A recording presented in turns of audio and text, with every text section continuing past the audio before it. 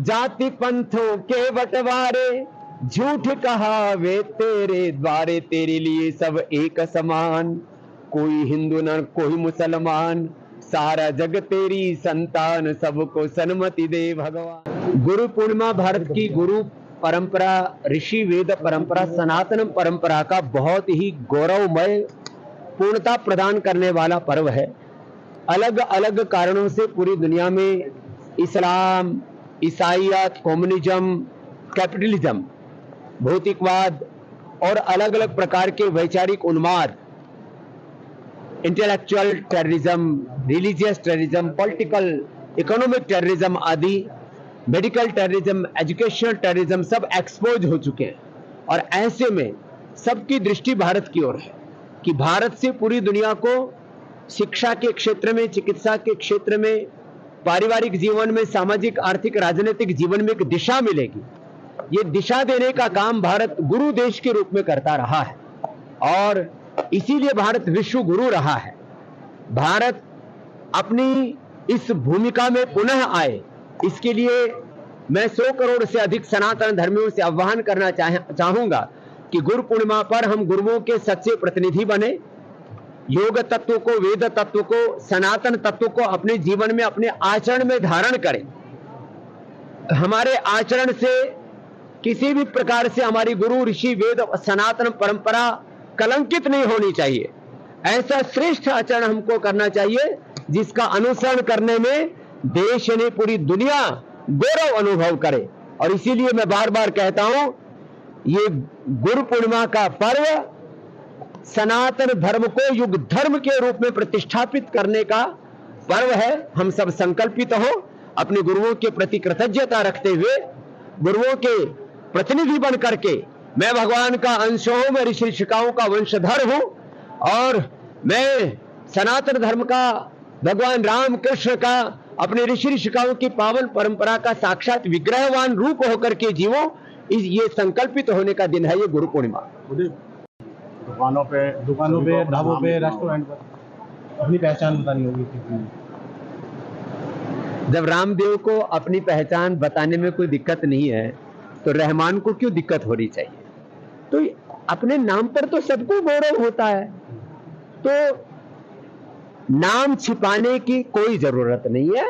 अपने कार्य को शुद्धता और प्रामाणिकता से करने की आवश्यकता है। यदि हमारे कार्य में शुद्धता और पवित्रता है तो हमारा नाम चाहे हिंदू है, मुसलमान है, हम किसी भी वर्ग से ताल्लुक रखते हैं, ब्राह्मण, क्षत्रिय, वैश्य, दलित, आदिवासी, वनवासी, हम सब भारतवासी हैं और सबको अपने भारतीय होने पर, अपने हिंदू होने पर, अपने मुसलमान होने पर, अपने सिख, जैन, बौद्ध होने पर, अपने दलित होने पर, अपने ओबीसी होने पर, अपने ब्राह्मण, क्षत्रिय आदि होने पर सबको समान रूप से गौरव होना चाहिए। इसमें कई तरह के जो नैरेटिव घड़े जा रहे हैं वो ठीक नहीं। मुझे कांग्रेस इसका विरोध कर रही है, कहीं ना कहीं इंडिया के जो गठबंधन के लोग हैं वो भी इसका विरोध कर रहे हैं। विरोध और समर्थन के पीछे लोगों के राजनीतिक मंसूबे हैं।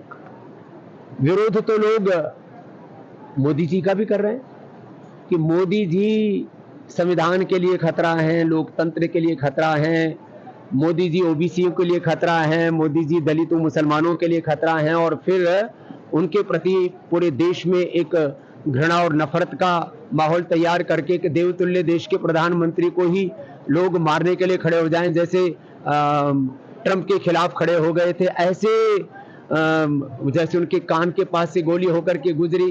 खैर वो तो अब शायद विजयी हो ही जाएंगे, लेकिन एक ये जो घृणा और नफरत का भाव किसी भी रूप में देश के प्रधानमंत्री के प्रति हो, हिंदुओं के प्रति हो या किसी और वर्ग जाति समूह के प्रति हो, ये किसी भी तरह से मान्य नहीं है। ना भारत की सनातन संस्कृति है, ना भारत की संस्कार है। भारत की सनातन संस्कृति अहिंसा, प्रेम, एकत्व, सहअस्तित्व, सामंजस्य, वननेस, कोएग्जिस्टेंस, हार्मनी और यूनिटी पर आधारित है।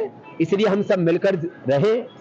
जाति पंथों के बंटवारे, झूठ कहावे तेरे द्वारे, तेरे लिए सब एक समान, कोई हिंदू न कोई मुसलमान, सारा जग तेरी संतान, सबको सन्मति दे भगवान।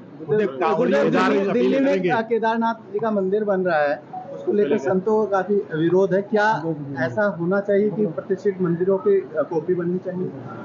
देखिए, जो हमारे देवस्थान, जो हमारे बड़े तीर्थ है, उनका कोई विकल्प हो नहीं सकता। बाकी हमारे ग्राम देवता, कुल देवता, क्षेत्र देवता, तीर्थ देवता, इष्ट देवता भिन्न भिन्न है। 33 कोटि का अर्थ 33 प्रकार के भी है, 33 करोड़ भी उसका अर्थ करता है। हमारे इष्ट, हमारे देवी देवता अनेक हैं और परात्पर ब्रह्म एक है, ईश्वर एक है। इस सब अनेकता में एकता का सूत्र हमने देखा है। हाँ, ये सत्य है कि अब कोई हरिद्वार धाम को नया बना दे कि हमने नया हरिद्वार बना दिया है, हमने नई काशी बना दी है, हमने नया मथुरा वृंदावन बना दिया है, तो जो भगवान के द्वारा बनाए हुए धाम है उनको कोई इंसान नहीं बनाया। गुरुजी, इन्हीं धामों को लेकर धामी सरकार ने एक निर्णय भी लिया है कैबिनेट ने कि इनके नामों का दुरुपयोग जो करेगा धामी सरकार ने जो चारों धामों का पेटेंट करने का जो निर्णय लिया है वह प्रशंसनीय है, ये अच्छी बात है।